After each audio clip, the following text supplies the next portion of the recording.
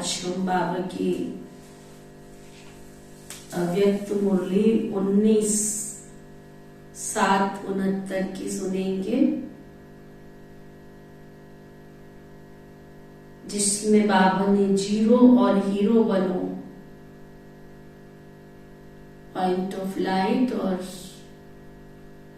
जितने हम point of light है उतने ही इस सृष्टि के हीरो पार्टधारी,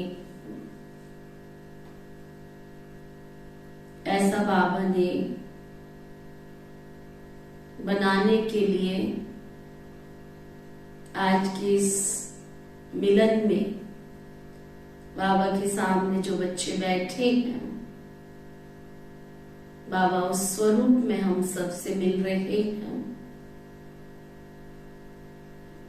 और जैसा हम सबको मालूम है कि 69 में बाबा जब अव्यक्त हुए तो विशेष बाबा सब बच्चों से मिलन मनाकर उनकी व्यवहारिकता में ज्ञान, योग, गुण और शक्तियों का बल जमा कर व्यवहार में कैसे आना है, सेवा कैसे करनी है, ये सारी चीजें इस 69 की अव्यक्त मुरलियों में, जैसे घर में बुजुर्ग माँ बाप होते हैं तो अपने अनुभव के आधार पर आने वाली पीढ़ी को वो सशक्त और शक्तिशाली बनाते हैं।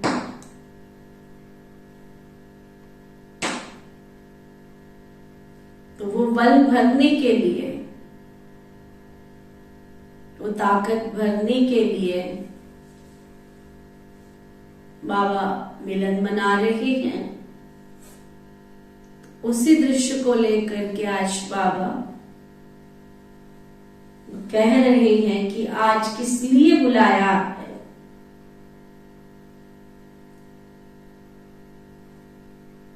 तो बाबा के सामने जो बच्चे बैठे हैं, तो बाबा को कहने लगे, बाबा बल भरने के लिए बुलाया है, तो किस बात की निर्बलता समझती हो? विशेष किस बात में बल भरना है? सर्विस में भी बल किससे भरेगा? हम सेवा सेवा कहते हैं, परंतु सेवा में भी बल किस आधार पर भरेगा? तो अपने में कितना बल भरा है वो देखना है। आप सभी का नाम ही है शिव शक्ति। तो शक्तियों में शक्ति तो है ही, वह शक्ति स्वरूप बन रही हो।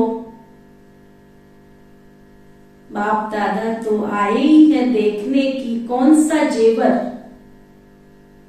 बाप दादा का सृष्टि का श्रृंगार करने के लिए तैयार हुए हैं। अभी जेवर तो तैयार हो गए हैं, लेकिन तैयार होने के बाद क्या होता है ना, जब जेवर तैयार हो जाते हैं, कोई भी कार्य होता है तो उसकी फिनिशिंग होती है, पॉलिश होती है। तो पॉलिश,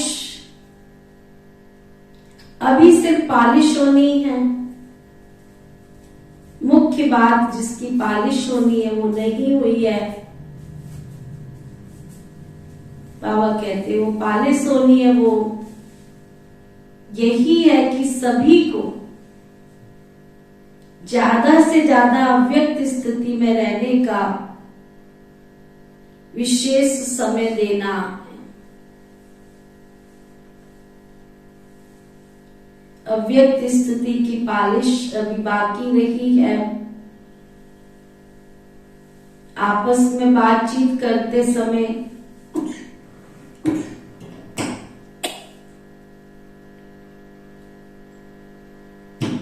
आत्मा के उस रूप को देखो। शरीर में होते हुए भी आत्मा को देखो। ये पहला पाठ है।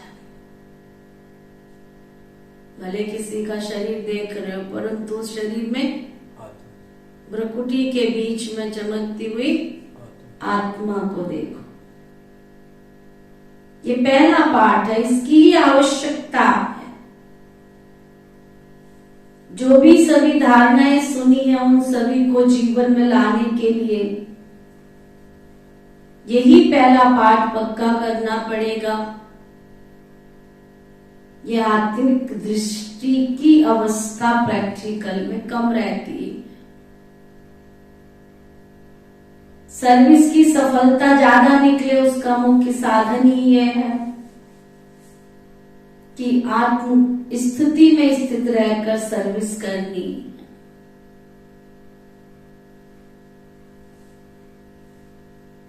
पहला पाठ ही है पालिश,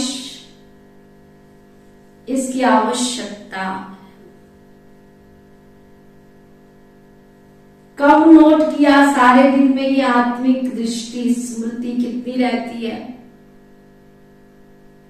इस स्थिति की परख अपनी सर्विस की रिजल्ट से भी देख सकते हो। ये अवस्था शाम के समय रहती है। ये अवस्था बाबा आज बता रहे हैं, अगर आपकी आत्मिक स्थिति की जो दृष्टि है वो आपकी यदि रहती है तो ये क्षमा का काम करती है। क्षमा पर परवाने ना चाहते हुए भी जाते हैं। आप सभी टीचर तो हो ही, बाकी टीचर से क्या बनने के लिए भट्टी में आए हो। आप लोग बहुत सोचते हो, परंतु है तो बहुत सहज। बाबा कहते ज्यादा सोचो नहीं, बहुत सहज। को कितनी गहरी बात बाबा ने बताई। हम सब ब्राह्मण आत्माओं की अटेंशन देने की है।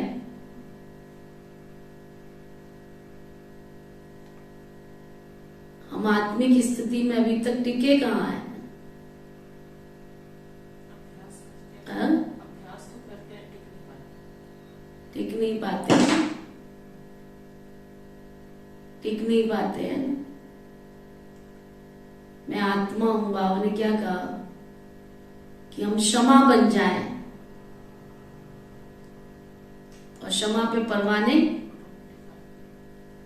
ऑटोमेटिक खींच के आए। ये हमें अभ्यास बढ़ाना है। कोई भी आत्मा कैसी भी है, लेकिन उस आत्मा को साक्षी दृष्टा बनकर उसके पार्ट को साक्षी होकर देखते हुए आत्मिक दृष्टि से देखना। कई बार हम आत्मा को देखते हुए उसके भाग्य विधाता बन जाते हैं।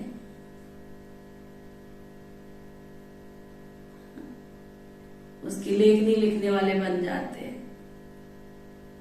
जैसे हमने ही उसके जीवन का सारा परिवर्तन का या उसकी प्राप्ति का जैसे ठेका ले लिया है ना। ये पक्का करना है इस जनवरी मास में हम सबको। कोई आत्मा कैसी भी है, जो भी है, बाबा के घर में आई है,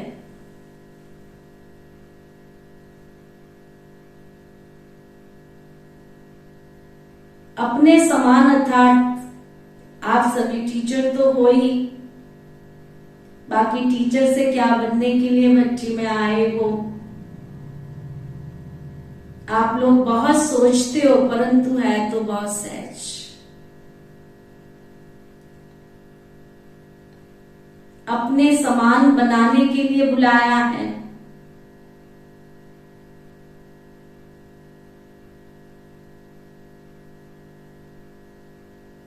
अर्थात अपने समान अर्थात जीरो बनाने के लिए। जीरो में बीज व बिंदी भी आ जाती है और फिर साथ साथ कोई ऐसा कार्य हो जाता है तो उनको भी जीरो बनाना है। तो खास जीरो याद करने के लिए बाबा ने बुलाया। सभी से छोटा रूप है बाप का और आप सभी का भी। तो अब जीरो को याद रखेंगे तो हीरो बनेंगे। हीरो एक्टर भी होता है और बाप दादा का प्रिय भी होता है। रत्न को भी हीरा कहा जाता है और मुख्य एक्टर को भी हीरा कहा जाता है। जो ड्रामा में पार्ट प्ले करता है तो उसको भी तो हीरो एक्टर कहा जाता है। तो अब समझ में आया, समझा बाबा ने किस लिए बुलाया। सिर्फ 2 अक्षर याद करने के लिए बुलाया है, जीरो और हीरो। ये 2 बातें याद रखेंगे तो बाप के समान सर्व गुणों से संपन्न हो जाएंगे। विस्तार को समाया जाता है ना।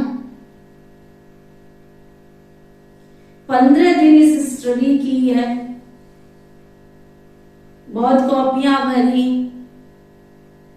बाप दादा फिर आपके विस्तार को बीच में सुना रहे है ना। पहले मधुबन में जाते थे तो 3 दिन के लिए, 4 दिन के लिए नहीं, पूरा एक ग्रुप जो भी जाता था वो 15 दिन के लिए जाता था। 15 दिन के लिए उनको होमवर्क दिया जाता था, फिर एक एक टॉपिक दिए जाते थे जिस पर उनको चिंतन करना है, अभ्यास करना है, लिखना है। तब जाके वहां से स्वरूप बन के आते थे। आजकल भाई बहन केवल मुरली के अलावा दूसरी कोई बात का अभ्यास ही नहीं करते, तो जीवन कैसे बनेगी उनकी।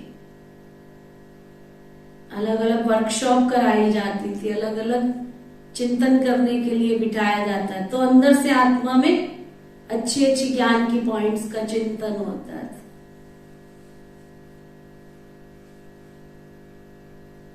तो बाबा वही रिपीट करा रहे कि 15 दिन इस स्टडी की बहुत कॉपियां बनी हैं। बाप दादा फिर आपके विस्तार को बीच में सुना रहे हैं। और सभी भूल भी जाएंगे तो नहीं भूलेगा, ये याद रखो। फिर देखना सर्विस में कितनी जल्दी चेंज आती है, जीरो और हीरो। आप सभी की इच्छा यही है ना कि हम भी बदले और समय भी बदले और हम सब अपने घर चले। जब घर चलने की इच्छा है तो फिर ये 2 बातें सदा याद रखो। फिर कमियों की बजाय कमाल दिखाएंगे, कमियां खत्म हो जाएंगी और जहां भी देखेंगे सुनेंगे, जहां भी देखेंगे सुनेंगे तो कमाल ही देखेंगे और कमाल ही सुनेंगे। तो अब इस भट्टी से क्या बनकर जाएंगे? जीरो। जीरो में कोई बात नहीं होती है, कोई पिछले संस्कार भी नहीं होते। यहां छोड़ने भी आए हो तो फिर अच्छी तरह से जो कुछ छोड़ना था वो छोड़ चले हो, वह थोड़ा साथ में भी ले जाएंगे। बाबा के घर मधुबन जाते हैं, पहले कितना भाई बहन जाते थे ना। 15 दिन स्वाध्याय करते थे, स्व का चिंतन करते थे, अभ्यास करते थे, बाबा से गुण और शक्तियां अपने जीवन में भर के आते थे, अपने संकल्पों में शक्ति भर के आते थे। और सचमुच जब वो आते थे तो चेंज दिखाई देती थी कि ये बाबा के घर मधुबन से होकर के आए हैं, शक्तियां भर के आए हैं, बाबा से वरदान लेके आए। आत्मा चमकती हुई दिखाई देती थी, तो वो बाबा कह रहे हैं या छोड़ने भी आए हो तो फिर अच्छी तरह से जो कुछ छोड़ना था वो छोड़ चले हो, या थोड़ा साथ में भी ले जाए। क्या छोड़ा है और कितने तक छोड़ा है? थोड़े समय के लिए छोड़ा है व सदा के लिए छोड़ा है, ये भी देखना है। संगठन की शक्ति में छोड़ दिया व स्वयं की शक्ति से छोड़ा है। संगठन की शक्ति सहारा तो देती है, लेकिन संगठन की शक्ति के साथ स्वयं की भी शक्ति चाहिए। जब भी जो छोड़ा वो सदा काल के लिए। बाप दादा को आप सभी प्रिय तो हो ही, क्योंकि बाप भी तुम बच्चों को मदद से, तो बाप भी तुम बच्चों की मदद से ये कार्य करा रहे हैं। तो कार्य में मददगार होने वाले प्रिय तो होते ही। बाबा के कार्य में अगर हम मददगार बन रहे हैं, दुनिया में भी देखा जाता है जो किसी के कार्य में मददगार होता है तो वो प्यार का पात्र तो होता ही है ना। किसी के कार्य में आप मददगार बनते हो तो सामने वाले को प्यार तो पैदा होता है ना, खुशी तो होती है ना कि देखो ये व्यक्ति हमारे कार्य में विशेष रूप से मददगार है।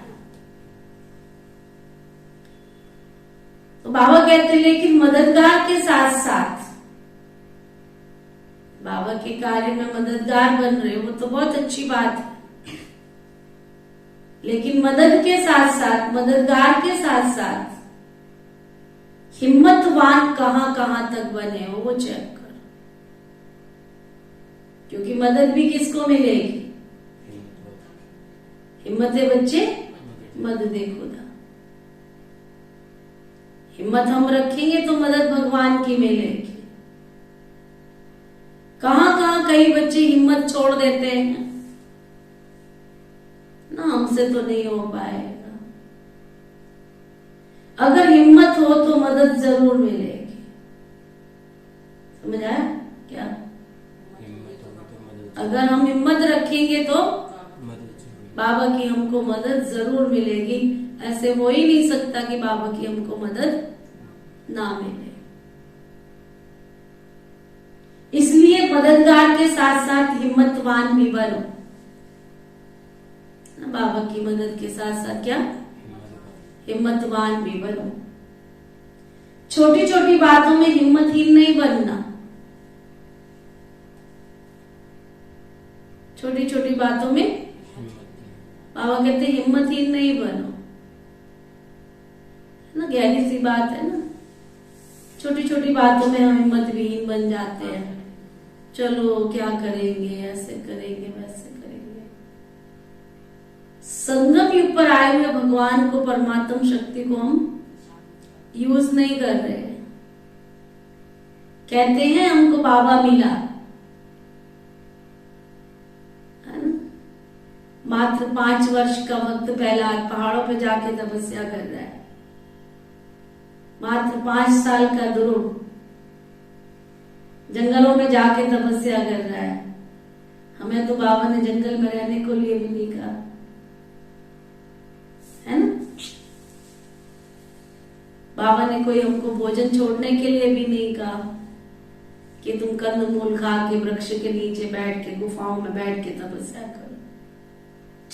फिर भी हम ब्राह्मण आत्माएं कितनी अलवेली है। बाबा के भोग का भी महत्व नहीं है हमारे जीवन में। जो भोग हमारे रोग को काटता है, डॉक्टर के पास जाना मंजूर है, डॉक्टर की दवाई खाना मंजूर है, उसके लिए कोसों मील कोई कह देगा ना कि फलाने डॉक्टर के पास पहुंच जाओ। वहां पहुंचने में कोई सर्दी भी नहीं लगेगी, कोई पैसा भी नहीं लगेगा। हजारों रुपया खर्चा करके वहां पहुंच भी जाएंगे। सतगुरु परमात्मा हमको वरदान देने आए हैं रोग और शोक से मुक्ति दिलाने आए हैं, लेकिन हम तुच्छ मानव है ना, भगवान के इस भोग का महत्व तो नहीं समझ पा रहे,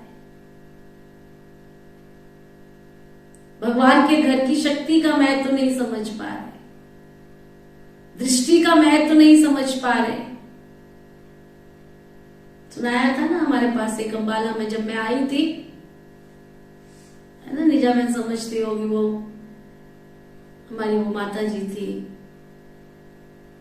नाम तो मुझे याद नहीं आ रहा, उनको सांस की प्रॉब्लम थी, सांस उखड़ जाती थी उनकी, और देखो उसकी भावना, उसकी श्रद्धा, उसका प्यार देखो, रिक्शा करके वो आती थी, और सब्जी मंडी का सेवा केंद्र कितनी सीढ़ियां चढ़नी पड़ती है, खड़ी सीढ़ियां चढ़ करके वो आती थी ऊपर। जब मैं अम्बाला आई तो मेरे को बहन जी ने कहा जाओ उस माता को दृष्टि दे के आ। मुझे उस समय मेरे जीवन का एक बहुत बड़ा एक अनुभव था मेरे लिए, है ना, कहते वो दृष्टि से ही ठीक होती है, तो ना, और बहन जी ने मुझे भेजा कि जाओ उसको दृष्टि दे के आ। मैंने उसको दृष्टि दिया, मैं उसको दृष्टि देती रही बाबा की याद में, और इतना वो हाँप रही थी ना, तो मैंने देखा जैसे जैसे वो दृष्टि लेती गई, और वैसे वैसे उसकी सांस जो थी ना वो ठहरती चली गई, और उसके जीवन का ये रूटीन था। वो बाबा की मुरली कभी मिस नहीं करती थी, उनकी दोनों बेटियां बाबा की सेवा में समर्पित है। जाकी रही भावना जैसी जिन देखी थे ना मूरत ऐसी भावना वाले बच्चे अब कहां पैदा हो रहे हैं। इतनी लगन, इतना प्यार बाबा के साथ, आप सोचो, आज किसी भाई बहन को ये अनुभव भी सुनाते हैं ना, तो भी उनके अंदर ये अनुभव की बातें थोड़ी जाती है, उनको लगता है ऐसे सुनाती रहती है दीदियां। भगवान इस सृष्टि पर आया, परमात्मा शक्ति इस सृष्टि पर कार्य कर रही है, सर्वोच्च सत्ता के साथ हम जुड़े हैं, संसार के विश्व जगत नियंता के साथ हमारा सौदा हुआ है, कंपेनियन है वो हमारा, साथी है वो हमारा, ऑल इन ऑल, सर्वे सर्वा है हमारा, हम उसके लिए और वो हमारे लिए है। उसको तो हमारे सिवाय कुछ दिखता ही नहीं। सुबह अमृत वेले से बच्चे बच्चे बच्चे बच्चे बच्चे कहता रहता है ना, संगम युग पर हमारे सिवाय तो उसको और कोई दिखता ही नहीं। हम है कि नादान मूर्ख आत्माएं, अपनी नादानी के कारण। तो बाबा पक्का करा रहे हैं, अगर हिम्मत हो तो मदद तो जरूर मिलेगी। तो इसलिए मददगार के साथ कुछ हिम्मतवान भी तो बनो। छोटी छोटी बातों में हिम्मतहीन नहीं बनना, सुना, ये कारण है, वो कारण है, वो कारण। हिम्मतवान बनने से फिर आप सभी की जो इच्छा है ना, बाबा ने एक ही लाइन में बहुत बड़ी बात कही है, हिम्मतवान बनने से फिर आप सभी की जो इच्छा है वो पूर्ण जरूर होगी। अभी हिम्मत की आवश्यकता है, आप हिम्मत तो रखो ना। हिम्मत कैसे आएगी, कैसे आएगी? हर समय, हर कदम पर, हर संकल्प में बलिहार होने से। अपने स्वामी के प्रति मैं समर्पण हूं, अपने पिता के आगे मैं समर्पण हूं। अगर बाबा मेरी माँ है, पिता है, बंधु है, सखा है, साथी है, दोस्त है, स्वामी है, हर रिश्ते में क्या चाहिए? समर्पण भाव चाहिए। आप जिसके लिए जितना समर्पण होते हैं, सामने वाला उतना ही सारी शक्तियों के साथ आपके ऊपर भी समर्पण हो जाता है। तो अपने आप को देखो,